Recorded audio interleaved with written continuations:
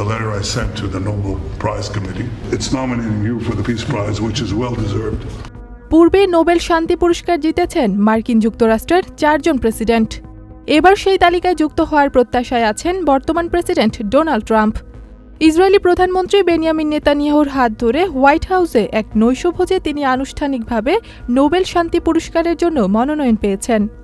Netanyahu তার Nobel মনোনয়ন চিঠিতে উল্লেখ করেন, ট্রাম্প মধ্যপ্রাচ্যের শান্তি প্রতিষ্ঠা, গাজা ও ইরান ইস্যুতে যুদ্ধবিরতির পথ তৈরি করার ক্ষেত্রে গুরুত্বপূর্ণ ভূমিকা রেখেছেন। এমনকি ইরান হামলার পর তিনি নিজেই শান্তির ডাক দিয়ে যুদ্ধবিরতি ঘোষণার নেতৃত্ব দেন। বান্ডেল থাকলে প্রতি সেনমানিতে টাকা বাঁচবে। বিকাশ সেনমানি বান্ডেল কিনে জিতুন প্রতি লেনদেনে। বিশ্লেষকদের মতে এটি মূলত নেতানিয়াহুর কূটনৈতিক কৌশল এবং ট্রাম্পের রাজনৈতিক ভাবমূর্তি জোরদারের একটি প্রচেষ্টা।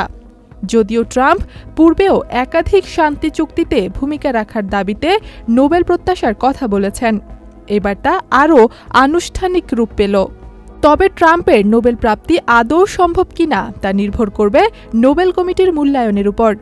তবে বিশ্ব রাজনীতিতে তার ভূমিকাকে ঘিরে বিতর্ক থাকলেও শান্তি চেষ্টার এই স্বীকৃতি ট্রাম্পের জন্য এক বড় কূটনৈতিক অর্জন হতে পারে। Thank you very much. This I didn't know. Ithila Kabir Proma, Channel I. Thank you for everything you do. Thank you.